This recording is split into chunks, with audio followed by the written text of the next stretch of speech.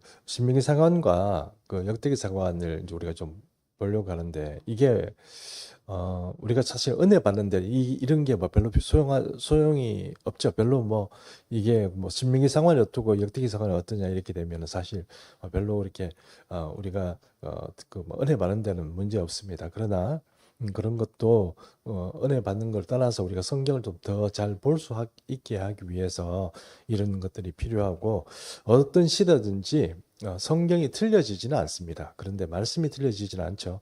그런데 그럼에도 불구하고 그것을 해석하고 또 자기 삶에 구축해 내는 데는 좀 틀리지 않겠습니까?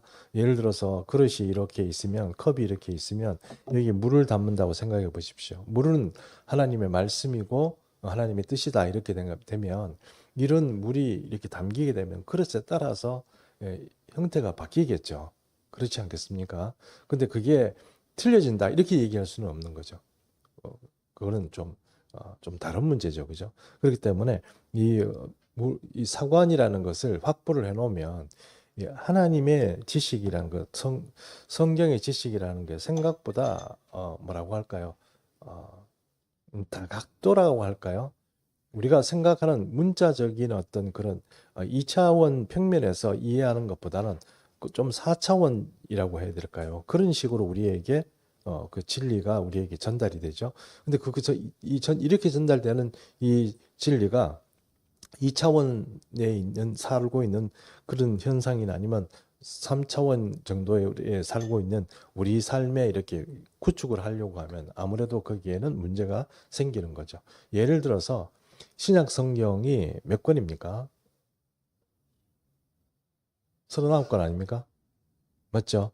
그 중에 37권이군요. 죄송합니다. 27권입니다. 예, 죄송합니다. 예.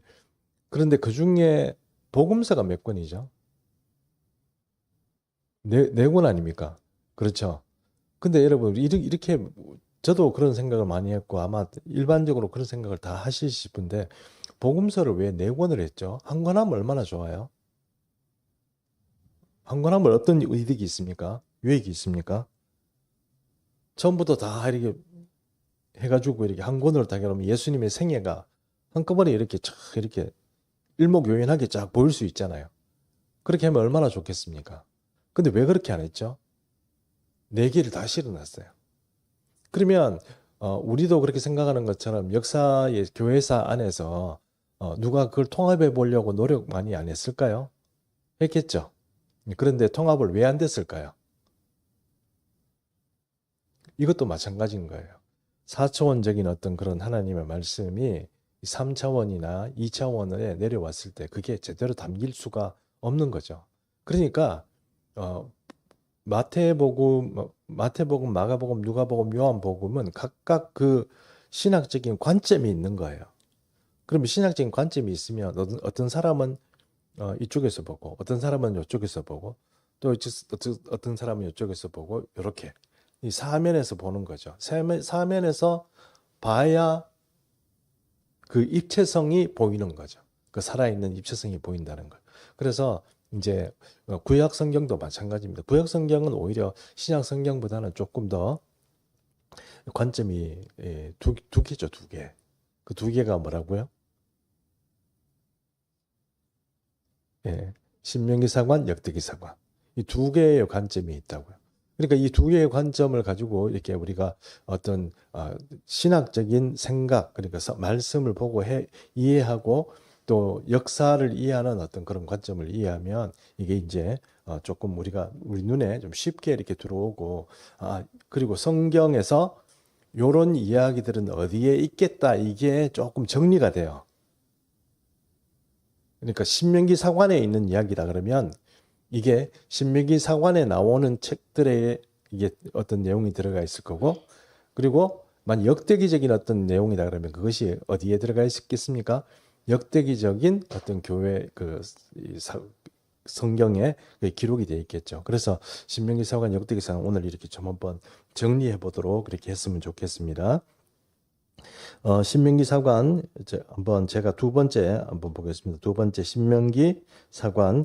신명기 사관이란 성경 기술가가 신명기에 기반한 신학적 관점으로 역사를 기술한 것입니다. 되어 있습니다.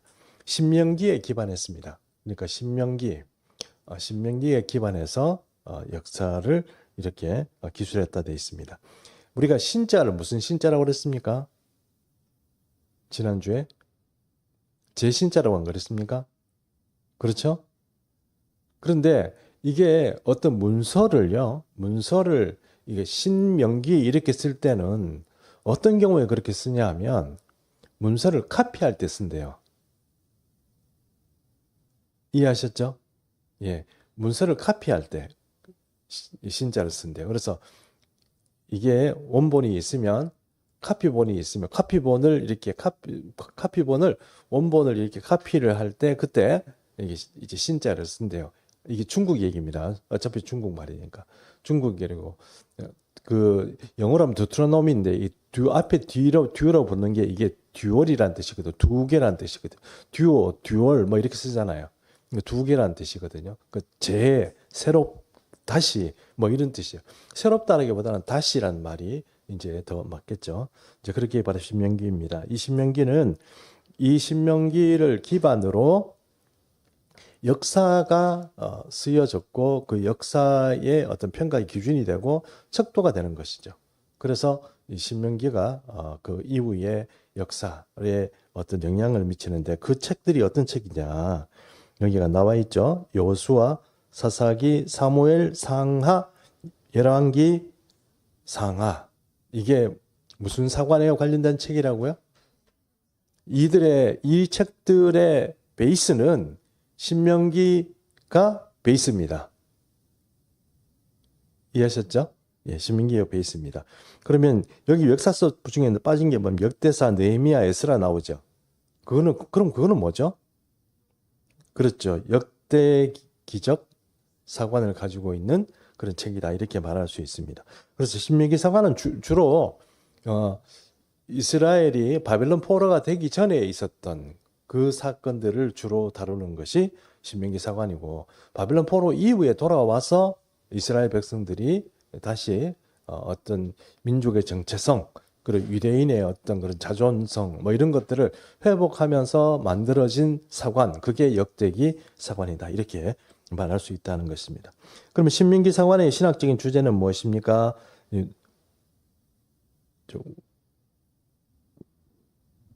누가 읽으시겠습니까? 예. 계명에 대한 순종과 불순종에 따라 이스라엘 백성에게 축복과 저주가 내려진다는 것입니다. 신명기는 이스라엘이 순종하면 축복을 받지만 불순종하면 징계를 받는다고 말씀합니다. 신명기 사관의 어떤 내용은요. 순종하면 축복, 불순종하면 저주.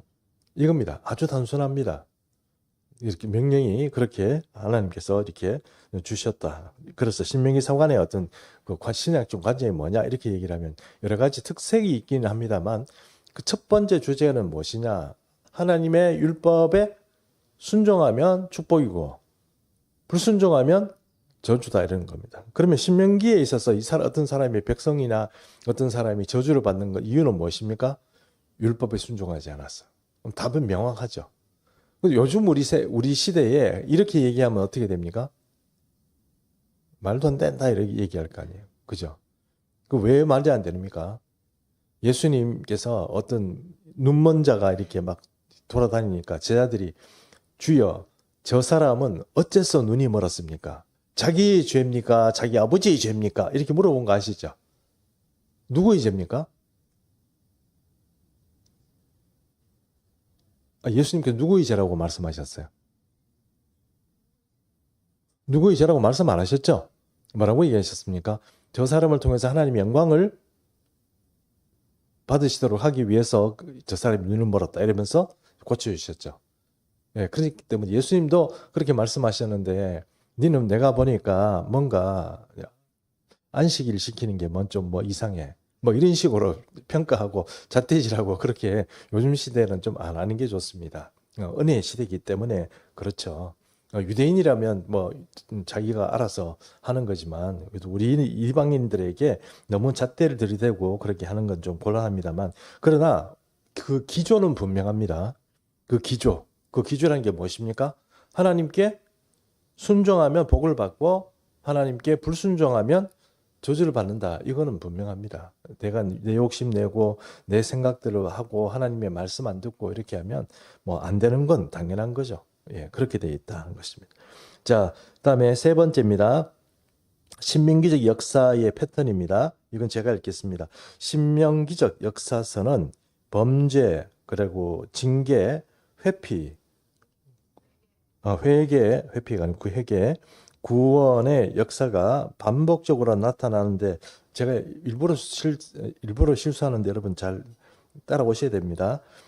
이스라엘이 범죄하고 타락하면 하나님의 징벌을 받고 징벌을 받는 중에 회개하면 하나님의 구원을 받게 되는데 얼마 있지 않아 또 범죄, 회개, 징계, 구원 과정이 계속적으로 순환됩니다. 그랬습니다.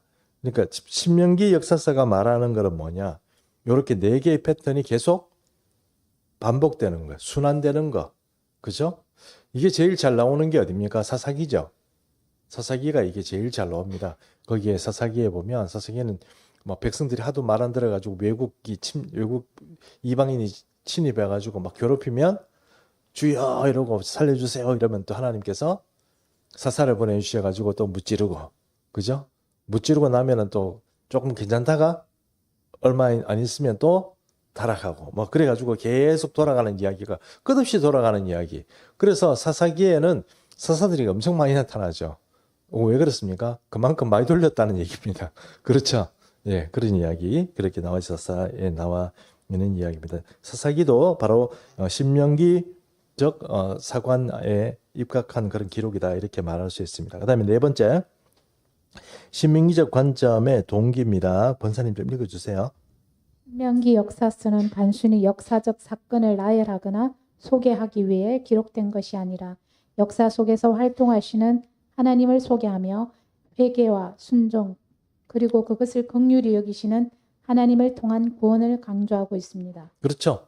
이 신명기 역사서, 신명기적 어떤 관점에서 중요한 것은 우리가 사람이 주인공이 아닙니다. 역사가 그냥 흘러간다고 해서 그냥 이렇게 그 역사가 이렇게 흘러갔다 이렇게 말하고는 그런 기록이 아니에요. 거기에 하나님께서 개입한 이야기를 쓰고 있는 겁니다. 지금 우리도 마찬가지거든요. 지금 우리 시간이 막 지나잖아요. 시간이 지나는데 우리가 이렇게 생각할 수 있습니다. 오늘은 진짜 오늘은 내 삶에 뭐 특별한 일이 없어. Nothing special이야. 뭐 특별한 계획도 없고 누굴 만나는 일도 없고 오늘은 그냥 이렇게 막 별거 없이 그냥 시간을 보내야 돼. 그냥 좀 이렇게 놀다가 뭐 자다가 뭐 이렇게 막 빈둥빈둥 이렇게 시간을 보내면은 나는 좀 이렇게 뭐라고 쉰다고 생각하고 그렇게 할지는 모르지만 사실 주님은 우리가 뭘 하는지 다 보고 계시거든요. 그 주님을 안다, 주님과 교제한다 그러면 그렇게 못 살죠. 물론 나도 인간이니까 좀 쉬어야 될 수는 있겠지만 보통 일반적으로 내 마음은 어떻게 돼요? 주님께 늘 깨워서 오늘 또 이렇게 기도도 하고 말씀도 읽고 또 이렇게 뭐 그런 어떤 삶이 이렇게 만들어진다는 거예요. 그래서 여기에 나와 있는 것처럼 우리 삶에 오늘도 아무 일이 안 일어나는 것 같지만 일어납니다. 요즘 들어서 저는 참 좋아하는 찬양이 있는데 좀 청년 때 좀 불렀던 찬양이거든요. 아무도 안 오는 날에 당신은 오십니다. 아무도 듣지 않아도 당신은 찬양이 좀 오래돼가지고 당신은 듣습니다. 아무도 말하지 않아도 당신은 말하십니다. 막 그런 찬양이 있잖아요. 아시죠? 예, 그 찬양이 얼마나 은혜가 됐는지 여러분 이게 어떤 일을 하는데 어차피 그 성취와 이 모든 것들을 하나님께 맡겨져 있습니다. 하나님께서 하십니다. 그런데 하나님께서 보내는 사람이 좀 힘들고 어렵다고 해서 못 견디면 안 되잖아요. 끝까지 버티는 거예요. 버티는데 그것을 아무도 안 오고 뭐 아무도 뭐 어떻게 한다, 날 알아주지 않는다 뭐 이런 거 다 소용없는 거예요. 그냥 주님이 함께 하시는구나 하는 그 믿음을 가지고 끝까지 가는 거예요. 그게 진짜 믿음입니다. 그래서 오늘 이 신명기 말씀도 이렇게 말하고 있는 것처럼 신명기 말씀에 그렇게 말하지는 않지만 우리가 그런 생각을 해본다면 이런 시간들을 보내는데 그렇게 허투루 보내는 것 좀 아닌 것 같다 그런 생각을 하고 또 주님의 말씀을 믿고 그렇게 살아갔으면 좋겠다 하는 것입니다. 그래서 오늘도 우리 눈에는 역사가 안 일어납니다. 그러나 하나님께서 함께 하신다는 것입니다. 두 번째입니다. 역대기 사관 한번 보겠습니다. 역대기 사관. 역대기 사관이란 바벨론 유수를 통해 새로운 관점으로 성경의 역사를 기술하는 관점입니다. 이렇게 됐습니다. 역대기 사관이 여러분 좀 설명을 먼저 잠깐 좀 소개를 쉽게 하면 보십시오. 이스라엘 땅이 원래 이렇게 큰 나라가 있었는데 여로보암 시대에 솔로몬이 있고 여로보암, 르호보암 시대 때 이 땅이 갈라졌습니다. 북이스라엘, 남유다로. 근데 북이스라엘이 누구에게 망했습니까? 아수르한테 망해버렸죠. 그리고 나서 거기에 있던 고관대장이나 좀 쓸만한 사람들을 한 1000km 이상 되는 1200km쯤 되는 그 저쪽이 중앙아시아 쪽으로 사람들을 이동을 시켜버렸어요. 그러니까 지금 이란 그 위쪽입니다. 이란 나라 그 위쪽이니까 요즘 말하면 이라크 그 위쪽이다 이렇게 보면 되겠네요. 그쪽으로 사람들을 옮겨버렸어요. 옮겨버리고 그쪽에 사는 사람들을 데리고 와서 여기다가 그냥 막 결혼시켜가지고 막 혼잡하게 만들어버렸어요. 그러니 북이스라엘 자체가 사마리아라는 지역이 있긴 하지만 주로 거기에 살고 있는 사람들이 어떤 사람들이 돼 있습니까? 전부 다 피가 섞여 있는 그런 어떤 족속이 돼버렸죠. 그런데 그런 상태에서 남유다만 존속하고 있다가 또 누가 왔느냐. 바벨론이 쳐들어와가지고 이번에는 남쪽 그 남유다를 침범해서 다 망치고 성전도 부숴버리고 고관 대작 귀족들을 끌고 바벨론으로 데려갔습니다. 자, 이 사람들 가지고는 아무것도 아니래요. 그런데 바벨론으로 포로로 갔던 사람들이 다시 돌아왔습니다. 자, 돌아왔는데 이 사람들이 돌아오니까 자기 정체성은 어떤 사람들입니까? 이제 이스라엘이 의미가 있습니까? 아니면 남유다만 의미가 있습니까? 남유다만 의미가 있죠. 그렇죠? 지금 우리 그때 갔다 온 사람들이 이렇게 생각할 거 아니에요. 와, 우리만 살아남았구나. 우리만 보존되었구나. 이렇게 생각한단 말입니다. 그렇죠? 그럼 그 사람들이 가지고 있는 이 성경을 보고 하나님께서 우리만 살렸던 이런 역사에 대한 어떤 그런 고찰을 하겠죠. 성찰을 하고 이렇게 해가지고 그러면 우리가 지금 이 시대에 우리가 뭘 중요하게 생각해야 되느냐 하는 그런 어떤 시각이 생기겠죠. 신학적인 시각이 안 생기겠습니까? 지금 우리가 여기서 뭐 하나님의 말씀을 잘 듣고 율법을 지키고 살려면 어떻게 해야 될까? 그런 어떤 생각들이 생기겠죠. 그러니까 그것은 과거에 모세부터 시작해서 쭉 내려오면서 있었던 그런 어떤 역사가 아니고 완전히 조금 다른 역사를 이제 기록하게 된다는 것입니다. 기록한다고 해서 그게 내용이 완전히 틀리다 이렇게 말씀드리는 게 아니고 서로 충돌한다 이렇게 말씀드리는 게 아니고 거기에는 약간 뭔가 이 관점이 조금 바뀐 상태에서 사람이나 역사를 평가하게 된다 하는 것입니다. 그것이 이제 역대기 사관입니다. 역대기 사관의 역사서는 역대기, 상하, 에스라, 느헤미야. 에스라, 느헤미야는 전부 다 여러분 잘 아시죠? 전부 다 이렇게 돌아왔던 사람입니다.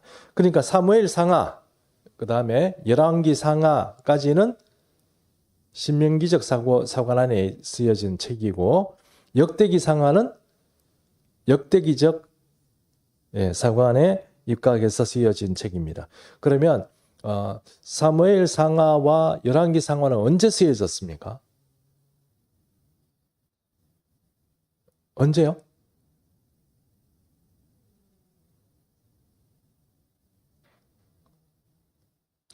이건 모르시는구나.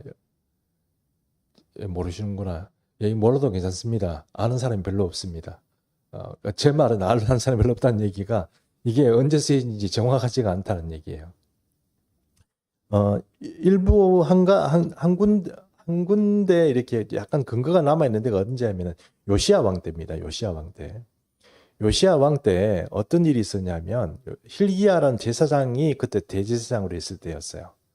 그 요시야 왕이 종교 개혁을 하려고 한 게 아니고 이제 요시야 왕이 보니까 성전 앞에 이제 백성들이 은전을 많이 넣은 거예요. 은전을. 헌금이죠, 헌금.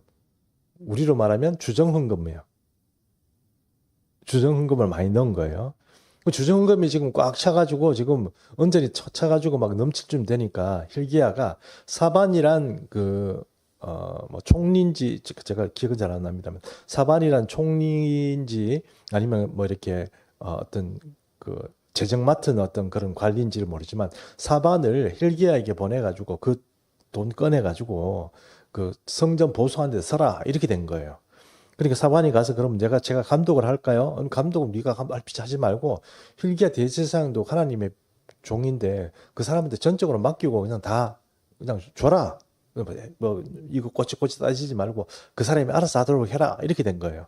그래서 사반이 가서 이제 갔더니 이제 hilkiah 대제사장이 보니까 뭐 해야 될 일이 많잖아요. 뭘 이렇게 수리도 해야 될 것 같고 뭐 이렇게 또 은전도 다 이렇게 뭐 재정으로 뭐 해야 되고 구입도 해야 되고 뭐 이러잖아요. 그렇게 하다 보니까 뭘 찾았냐 하면은 율법서 하나가 딱 나왔어요. 율법서가. 근데 그 율법서가 하나가 나왔다고 그랬잖아요. 제가 방금 하나 나왔다고 그랬죠. 이제 하나 나왔다고 그랬습니다. 그러면 모세 오경 중에 율법서는 모세 오경 중에 하나일 거 아닙니까? 그렇죠? 모세 오경 중에 창세기, 출애굽기, 레위기, 민수기, 신명기인데 무슨 책이 나왔을까요?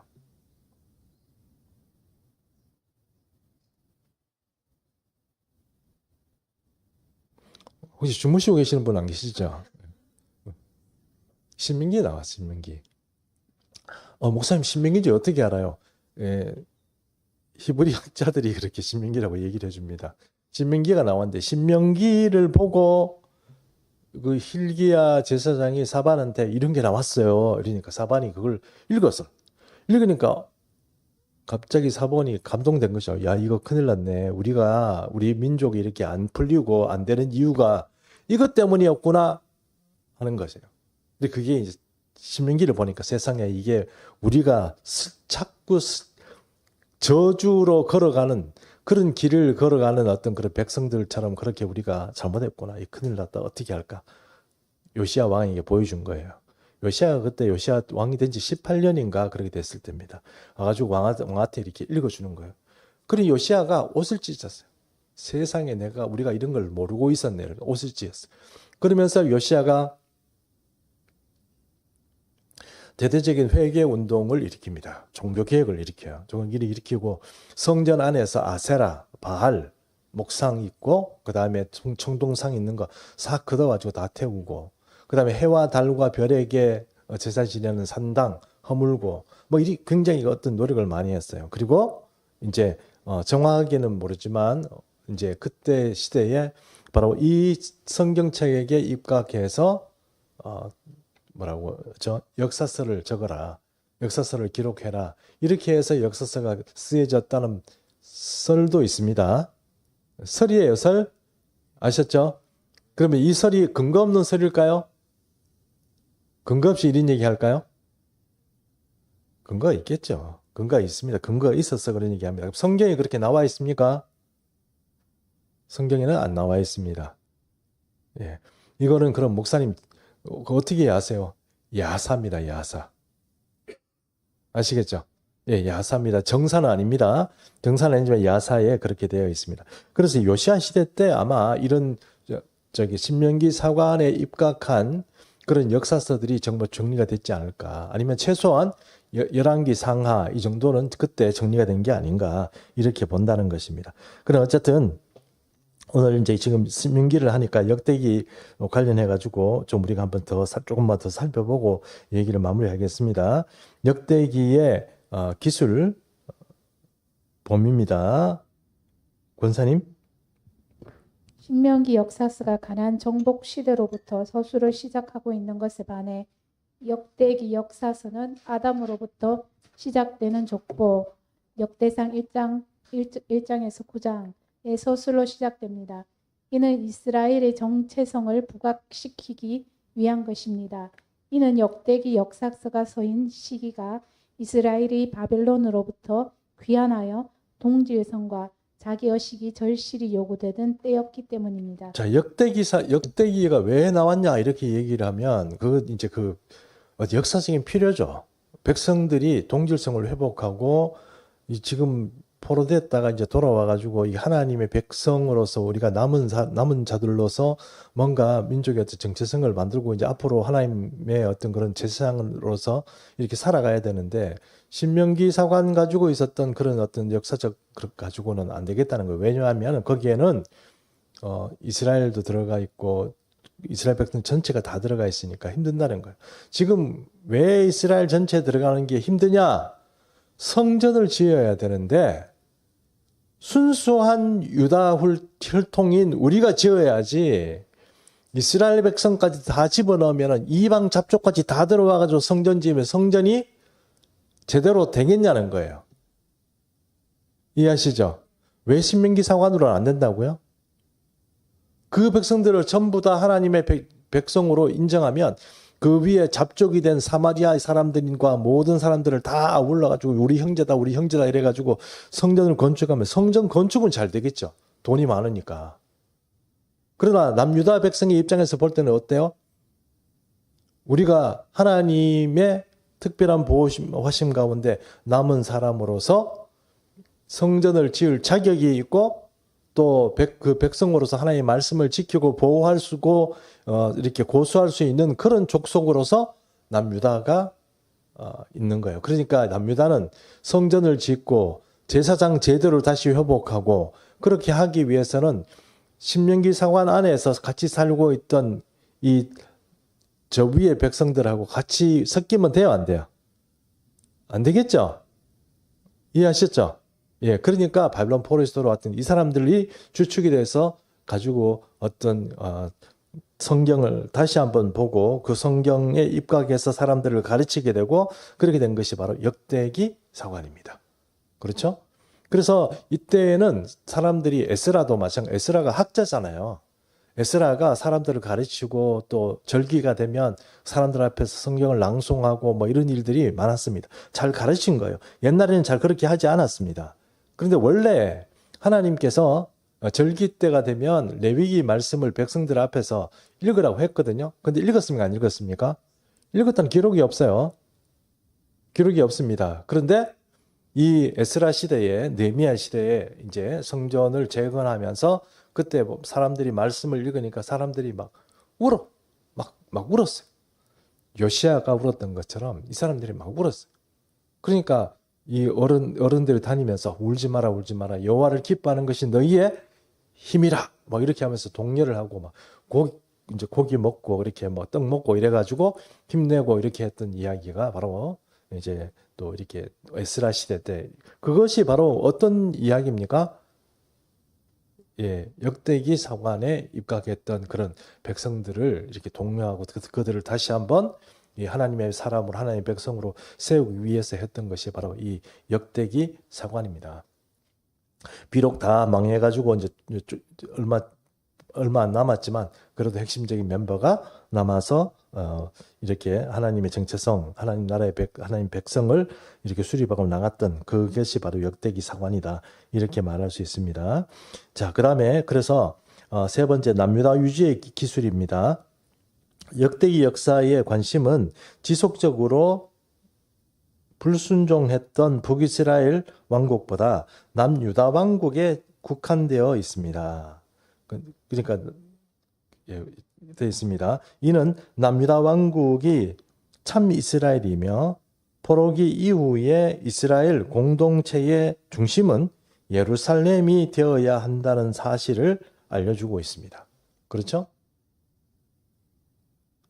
네.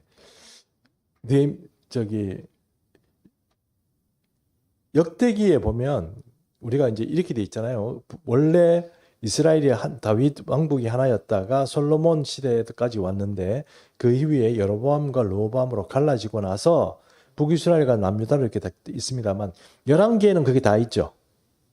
11개는 다 나와 있습니다. 북이스라엘 왕이 누구였는데 얼마 정치하다가 죽었다. 뭐 이런 얘기가 조금씩 나와 있고 조금 특이한 왕은 좀 이렇게 뭐 내용이 좀 적혀 있고 역대기에는요. 없습니다. 역대기는 북이스라엘 아예 뭐예요? 지어버렸습니다. 뭐 그런 사람들이 필요 없고 남유다만 지금 남유다 왕들만 계속 이렇게 얘기하게 되어 있습니다. 역대기는 그래서 북이스라엘 사람들 이야기는 하지 않고 있습니다. 네 번째, 다윗 왕조의 정통성을 강조합니다. 다윗 왕가의 정통성이 처음부터 지속적으로 강조됩니다. 아울러 다윗 왕가가 건축한 예루살렘 성전과 그 제의에 대한 봉사와 헌신이 강조되어 있습니다. 예를 들어서 여러분 이렇게 보십시오. 다윗이 성가대를 만드는 거 아시죠? 찬양대를 만들었습니다. 다윗이 이제 솔로몬이 성전을 건축할 것을 알고 미리 찬양대 만들고 레위 사람들을 모아가 레위 찬양대를 만들고 문지기도 만들고 봉사할 사람 만들고 건축 재료 다 만들고 이렇게 해가지고 지금 다윗이 다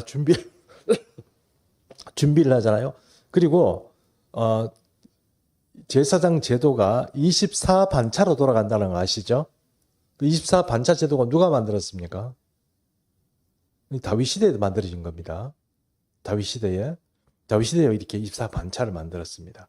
그러니까 그렇게 해가지고 막 이렇게 돌아가도록 그렇게 레위기에서 그런 얘기가 나와 있습니다만 어쨌든 그것을 다 무너져 있던 것을 다시 복구해서 만들었던 사람은 다윗입니다.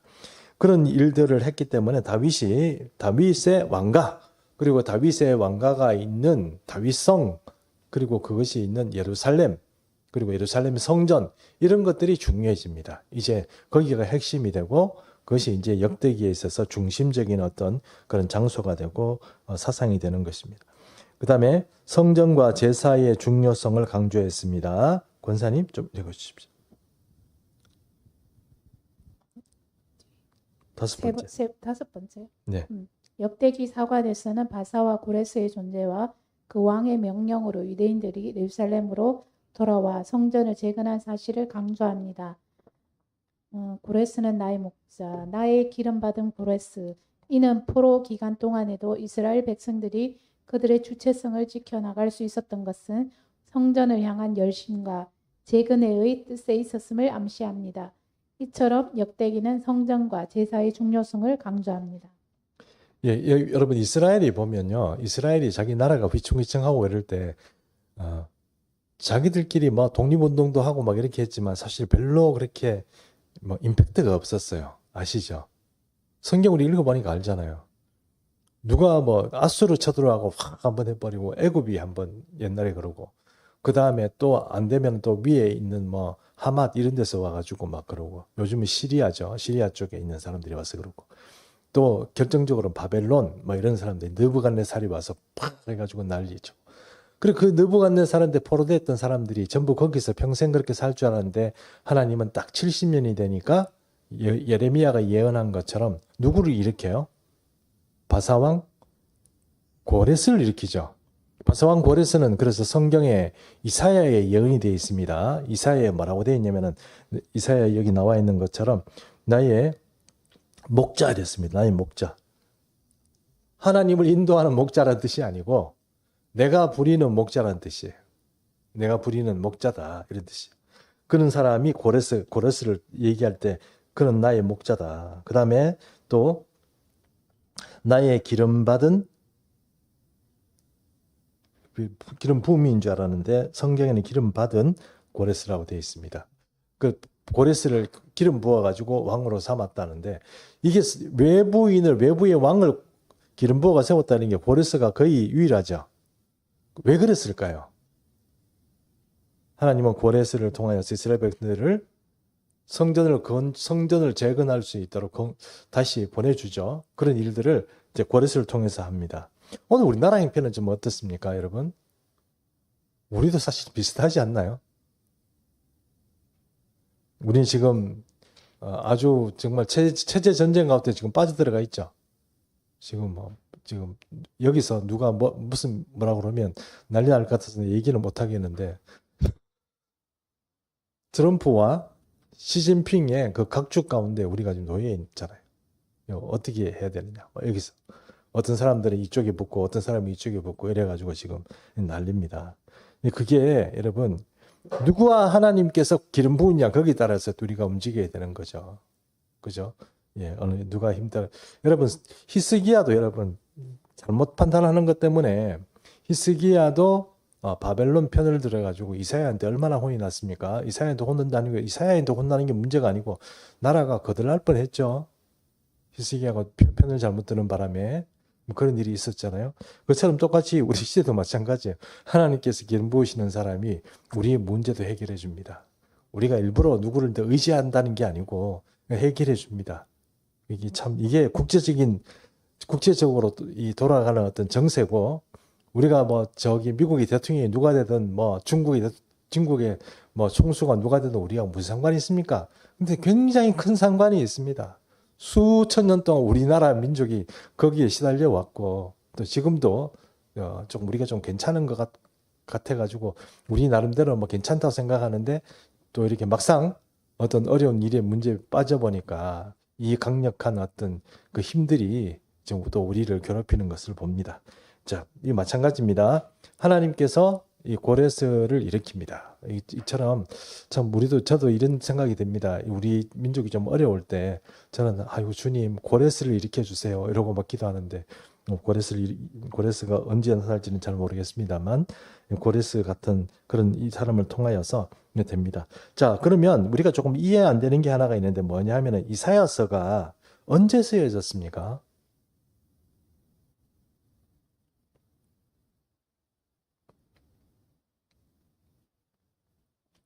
이사야서가 700년, 7세기, 그러니까 7세기 선지자거든요. 7세기 선지자니까 600년, 600 몇십 년, 670년, 680년 이 정도 이렇게 살았던 사람이니까, 이 사람이 요 고레스 얘기를 하고 이 사람이 나의 목자가 되고 이 사람이 회복시켜 줄 거다 뭐 이런 식으로 얘기하면 이사야서가 이거 어떻게 되는 거예요? 진짜 예언을 잘한 건지, 아니면은 세상 사람들이 볼 때 뭐라고 얘기합니까?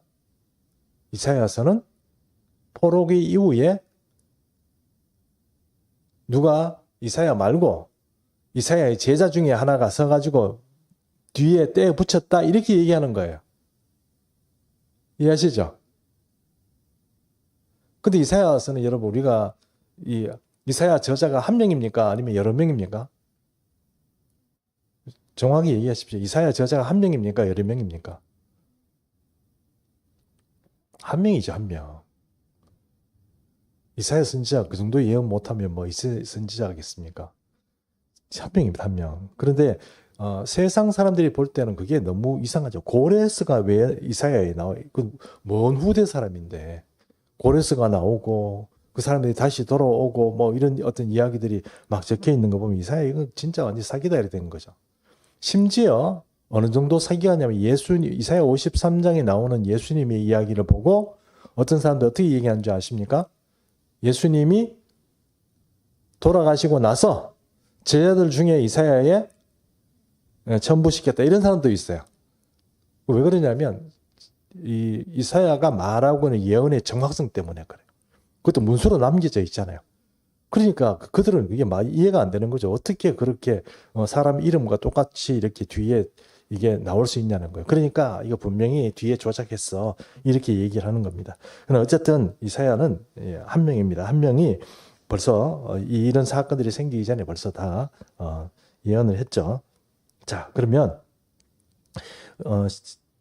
이 두 관점의 공통점과 차이점을 한번 보겠습니다. 두 사관의 공통점이 제가 한번 읽어보겠습니다. 신명기 역사서나 역대기 역사서는 모두 이스라엘이 범죄하고 타락함으로 말미암아 하나님의 징계가 내려졌으며 회개하면 구원을 받을 수 있음을 역설하고 있습니다. 두 역사서가 서로 다른 시각에서 쓰여졌다 할지라도 근본적인 주제는 뭐예요?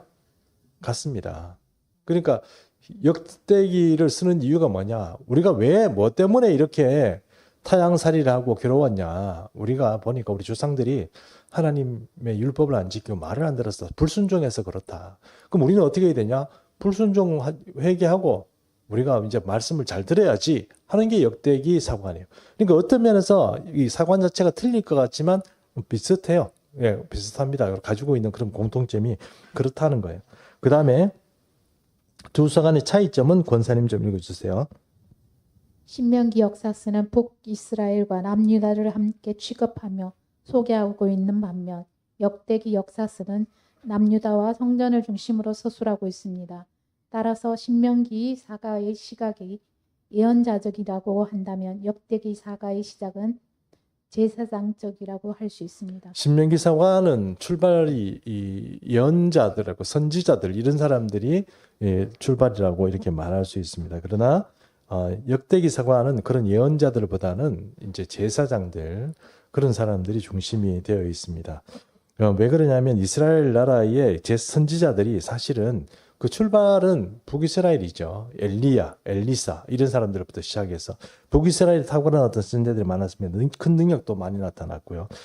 문서 선지자 같은 사람, 이사야, 예레미야 같은 사람들은 남유다에 나타났지만 그래도 선지자 이렇게 얘기하면 이제 엘리야, 엘리사 이렇게 되잖아요. 근데 그렇게 했던 것처럼 성경적으로 봤을 때 그 신명기 사관의 어떤 출발점은 선지자적 정신 이런 것들에 출발했다. 이렇게 말할 수 있고 역대기의 어떤 역사서는 그 정신이 출발이 제의적, 제사장적 그런 어떤 사관의 입각에서 그렇게 쓰여졌다. 이렇게 말할 수 있다는 것입니다. 자, 그래서 신명기적 사관의 특징입니다. 역대기 사관은 나중에 정리를 하고요. 신명기 사관의 특징입니다. 우리가 한번 읽어봤듯이 다 나와 있는 내용입니다. 첫 번째, 율법에 대한 인과응보적인 시각을 유지합니다. 인과응보가 뭡니까? 한 대로 갚아준다. 그리고 내가 콩 심으면 콩 나고 팥 심으면 팥 난다. 콩으로 매주를 쓰면 맞다. 그죠? 팥, 그럼 다른 걸로 쓰면은 뭐, 우리 농담 삼아 그런 얘기 합니다만, 인과응보는 그 심은 대로 된다는 거예요. 하나님의 율법에 순종하고 또 그렇게 그것을 믿고 살아가면 하나님께서 복을 주시고, 그렇게 하지 아니하고 거부하고 더 저항하고 불순종하면 바로 그에 따라서 또 저주를 받게 된다는 것이 신명기 사관이 우리에게 말하고 있는 것입니다. 그래 여러분, 우리가 항상 말씀드린 것지만 예외는 있고 또 삶을 살아가는데 여러 가지 어떤 정황상 힘들고 어려운 순간들이 있을 수 있습니다. 그것이 꼭 반드시 내가 잘못했기 때문이다 이렇게 하는 것은 조금씩 더 복잡한 사회에서는 우리가 조금 다시 한번 생각해 봐야 됩니다. 그리고 그러나 그런 의미에서도 불구하고 우리 삶이 선하시고 또 온전하시고 또 기뻐하시는 하나님의 뜻이 무엇이냐 이렇게 물어본다면 신명기 사관이 말하고 있는 그 복입니다. 하나님 말씀에 순종하고 살아가면 우리가 복받는 것. 그것이 기조입니다. 그것이 기초입니다. 그래서 그렇게 우리가 신명기 사관을 정리할 수 있고요. 두 번째, 역대 왕들의 정치를 간략히 기록하고 신명기 관점으로 왕들을 평가하고 있습니다. 그래서 신명기 사관에는 보면 항상 주님 보시기에 어떻게 해요? 악을 행하며 이렇게 돼 있죠. 왕들이 있잖아요. 왕들 이름이 나오면 그 사람들이 살았던 것에 대해서 주님이 보시기에 악을 행하며 이거는 뭐예요? 신명기 사관에서 볼 때 이 왕은 뭐예요? 나쁜 왕이에요. 그렇죠? 네, 그 다음에 신명기 사관에서 볼 때 또 주님 보시기에 정직하였더라 이렇게 나오면 뭐예요? 이 사람은 그나마 잘했다 이렇게 평가받는 왕들이다 이렇게 하는 것입니다. 그래서 신명기 사관은 이게 분명합니다. 그래서 이 신명기 사관적 어떤 평가 기준을 가지고 이 사람이 율법에 순종하고 이런 것들이 흐트림이 없으면 정직한 거고 이 사람이 율법에 불순종하고 뭔가 문제를 일으키면 이 사람은 악한 왕이 되는 겁니다. 자, 그렇게 평가 기준도 그렇게 나와 있다 하는 것입니다.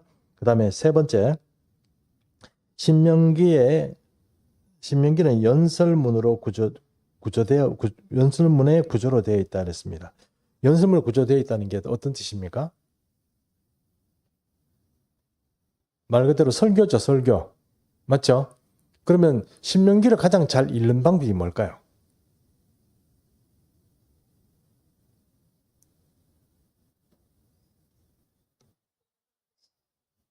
예? 설교 듣듯이 아니고 설교하듯이 읽어야 되는 거예요. 설교하듯이 읽는다는 건 어떤 뜻입니까? 모세의 심정으로 이것을 들고 어떻게 해요? 사람들 앞에서 말하는 것처럼 읽는 거예요. 설교 원문을 가지고 성경 본문을 가지고 말하는 것처럼 그렇게 하는 겁니다. 그러면 은혜가 팡팡팡 더 터지는 거죠. 왜요? 원래 설교문으로 만들어졌기 때문에 설교문이 만들어지는 건 여러분 뭐 이연사 외칩니다 이렇게 뭐 이렇게 학원 가서 배우는데 그게 조금 이제 뭐랄까 이 틀이 있잖아요. 틀이 있어가지고 자기도 모르게 끝에 가서 이연사 외칩니다 팔이 올라가는 것처럼 신명기도 그래요.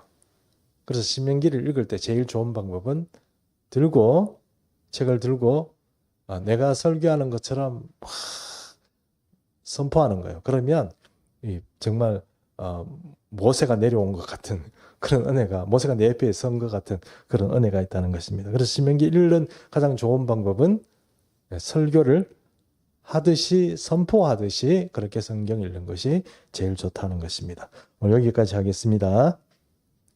찬송가 한 곡 더 부르겠습니다. 찬송가 259장